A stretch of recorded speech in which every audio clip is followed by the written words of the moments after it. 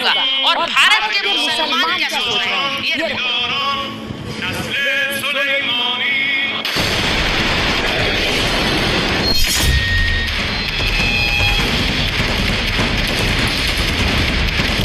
संविधान से बदला कौन होगा अगला? दुनिया को बांटने वाला खामेनेई प्लान क्या दो धड़ों में बट जाएगी दुनिया?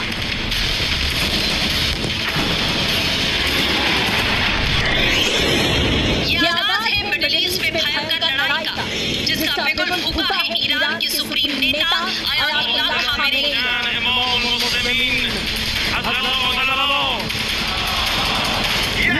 इजराइल पर 200 से ज्यादा मिसाइलें दागने के बाद जब पहली बार अयातुल्लाह खामेनेई दुनिया के सामने आए तो उन्होंने इजराइल के खिलाफ महायुद्ध का ऐलान कर दिया।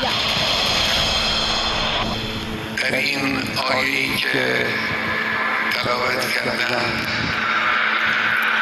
مسئله مهم پیوستگی مؤمنین با یکدیگر مطرح شده است. खामेनेई ने सिर्फ इजराइल के खिलाफ महायुद्ध का बिगुल ही नहीं फूंका, बल्कि दुनिया को उस विश्व युद्ध के मुहाने पर लाकर खड़ा करने का भी ऐलान किया, जिसकी शुरू होते ही दुनिया भर में अशांति मच जाएगी, मारकाट होगी, दिखेगी तो चारों तरफ सिर्फ बर्बादी ही बर्बादी। और चीख फूंका क्योंकि खामेनेई ने दुनिया भर में रहने वाले मुसलमानों को युद्ध छेड़ने का आदेश दे दिया है। تحلیل کردیم نتایج رو هم دیدیم. امروز دیگه نباید غفلت کنیم، باید حواسمون جمع باشه. ما باید کمربند دفاع رو، کمربند استقلال طلبی را، عزت را वहीं दूसरी तरफ एक और तस्वीर हिंदुस्तान से सामने आई, जहां जुमे की नमाज में हसन नसरुल्लाह को श्रद्धांजलि दी गई, उसकी मौत पर मातम मनाया गया। लोग कैंडल मार्च निकाल रहे हैं, इजराइल के खिलाफ नारेबाजी करते हुए बेंजामिन नेतन्याहू का विरोध किया गया। जरा सोचिए, भारत में नसरुल्लाह को श्रद्धांजलि दी जा रही है, लेकिन दूसरी तरफ इजराइल का इंतकाम जारी है, क्योंकि 27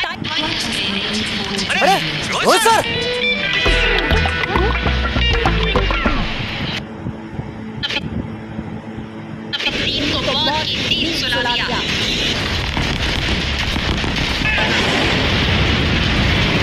जी हाँ, नसरुल्लाह की मौत से आफत हो चुका ईरान चाहे कुछ भी कर ले और कह ले, लेकिन सच्चाई यही है जो इजरायली सेना की कहर से हिजबुल्लाह को बचा पाने में पूरी तरह नाकाम साबित हो रहा है। पहले हसन नसरुल्लाह और अब हिजबुल्लाह का नया चीफ हाशिम, लेकिन बड़ा सवाल ये इजराइल के निशाने पर अगला कौन है? क्योंकि इस लिस्ट में सबसे पहले नाम किसी का है तो वो है ईरान के सुप्रीम लीडर खामेनेई और आईआरजीसी चीफ हुसैन। ऐसे में तय है कि अगले चंद घंटों में ये दोनों देश पूरे मिडिल ईस्ट का भविष्य तय कर देंगे।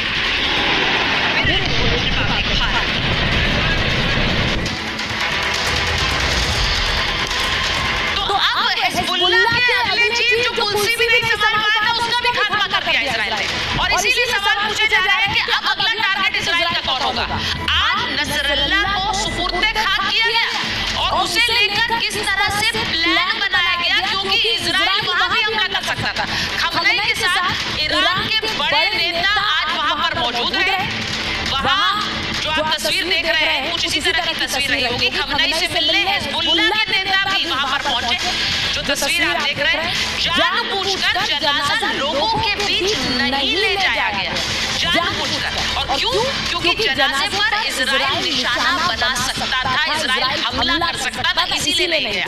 और खामेनेई समेत सभी टारगेट पर वहां होते। अगर इजराइल उस जगह का पता लगा ले और वहां हमला कर दे, ये बहुत बड़ी चुनौती ईरान के लिए होती। तो सोचिए कि नसरुल्लाह को सुपुर्दे खाक किया गया, वहां जनाजा नहीं निकाला, सिर्फ इस डर से कि नेतन्याहू की सेना कहीं वहां पर हमला ना कर दे। तो सबसे बड़ी बात ये है, एक तस्वीर आपको दिखा देती हूँ, क्योंकि अब डर है इजराइल का डर इस तरह है कि कहीं हमला ना हो जाए। तो खामेनेई की भी आज तस्वीर आई और खामेनेई किस तरह से राइफल हाथ में लेकर नजर आई है। जो तस्वीर आप देख रहे हैं, अब ईरान के सर्वोच्च नेता है और वहां पर खामेनेई के हाथ में कर रही है। आज महाभारत में इस पर भी बात होगी, क्योंकि आज खमनई ने कहा कि ईरान अब बदला तो लेगा, और ये भी कह रहे हो कि पूरे मुस्लिम देश एक साथ आ जाए। वो ये कह रहे हैं कि बस कुछ दिन ही रहेगा इजराइल। क्या ये बहुत बड़ा ऐलान है जब इजराइल के लिए ये कह रहे हैं खमनई कि बस कुछ दिन ही रहेगा इजराइल। अब मैं एक बार आपको दिखाती हूँ कि आज ईरान में जो हुआ है वो क्यों महत्वपूर्ण है, क्योंकि ईरान में आज एक बहुत बड़ी भीड़ जुटी थी, और ईरान में जो भीड़ जुटी, तेहरान में जो भीड़ जुटी, वो खमनई को देखने के लिए, उन्हें सुनने के लिए आई। तेहरान पर दुनिया की नजर थी। तेहरान की ग्रैंड मस्जिद में लाखों की भीड़ जुट गई, जो तस्वीर मैंने आपको शुरुआत में दिखाई, और जुम्मे की नमाज में शामिल हुए थे खमनई, और यहाँ पर दुनिया के मुसलमानों से एकजुट होने के लिए कह दिया। ये कहा कि ईरान के दूर दूर के हिस्सों से यहाँ पर लोग जुटे, और लोग पहुंचे भी। ईरान के कई हिस्सों से यहाँ पर लोग आए।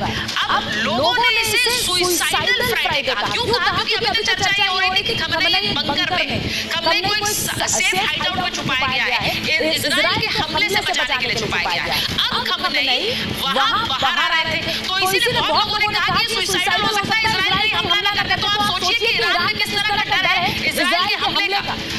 39 साल बाद खमनई की ये पब्लिक सभा थी, आप सोचिए, क्योंकि ये जुम्मे की नमाज में शामिल हुए, लेकिन इसे आप सोच लीजिए एक तरह की पब्लिक तकरीर जो वो कर नहीं रहे थे, आज करने आए, और इसीलिए वहां पर लोग जुट गए। मैं आपको एक बार बता देती हूँ कि मेरे साथ है कि मुसलमान देश हमारे साथ खड़े हो जाए, और इजराइल बहुत जल्द नहीं बचेगा, इजराइल बहुत दिन नहीं बचने वाला है, इजराइल का खात्मा होगा। ये जो तस्वीर मैं आपको दिखा रही हूँ, ये आज ईरान से तस्वीरें आई हैं, जब सड़कों पर सैलाब उमड़ पड़ा।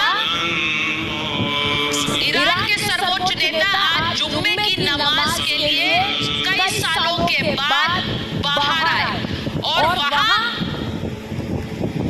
ईरान के सर्वोच्च नेता को देखने के लिए, उनकी तकरीर सुनने के लिए सड़कों पर एक हुजूम था। ऐसा लग रहा था पूरा देश सड़कों पर उतर आया है, ऐसा लग रहा है पूरा देश सड़कों पर उतर आया। कहा जा रहा है ईरान के अलग अलग हिस्सों से लोग तेहरान पहुंचे, इस ग्रैंड मॉस्क पहुंचे, जहां पर खमनई तकरीर कर रहे थे और जुम्मे की नमाज के लिए पहुंचे थे। दूसरी तस्वीर देखिए, वहां पर किस तरह से लोग शोक में नजर आ रहे हैं। ये जुम्मे की नमाज थी, और नसरल्लाह को शहीद बताते हुए आज नमाज पढ़ी गई, और वहां देखिए लोग किस तरह से दुखी नजर आ रहे हैं। कई की आंखों में आंसू हैं, और खुद खमनई की आंखों में आंसू थे। वो तस्वीर भी आपको दिखाती हूँ। जब सर्वोच्च नेता खमनई आज पहुंचे वहां, तो उनकी आंखों में भी आंसू थे। अब ये देख लीजिए, ये अगली तस्वीर देखिए, दूर से आप ग्रैंड मॉस्क देख रहे हैं, इसको फुल फ्रेम काट लीजिए। दूर से आप ग्रैंड मॉस्क देख रहे हैं, और इस ग्रैंड मॉस्क के कोई भी ऐसी जगह नहीं है जहां पैर रखने की जमीन नहीं है।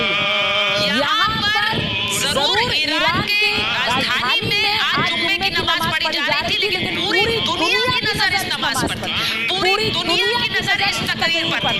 आज इसी की बात कर रही हूँ, आज इसी की बात कर रही हूँ कि क्या जो आज खमनई ने कहा है कि दुनिया के सारे मुसलमान एक हो जाए, क्या उस पर सबकी नजर है?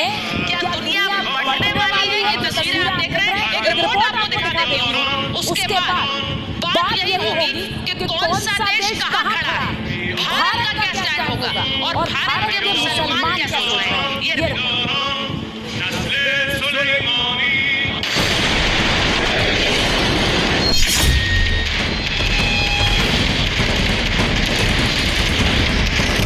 संविधान से बचा कौन होगा अगला? दुनिया को बांटने वाला खामेनेई प्लान, क्या दो धड़ों में बट जाएगी दुनिया?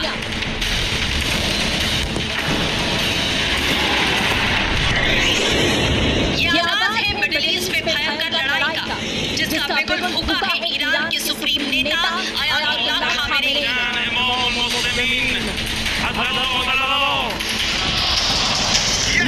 इजराइल पर 200 से ज्यादा मिसाइलें दागने के बाद जब पहली बार अयातुल्लाह खामेनेई दुनिया के सामने आए, तो उन्होंने इजराइल के खिलाफ महायुद्ध का ऐलान कर दिया। در این آیه‌ای که کردن مسئله مهم پیوستگی مؤمنین با یکدیگر مطرح شد.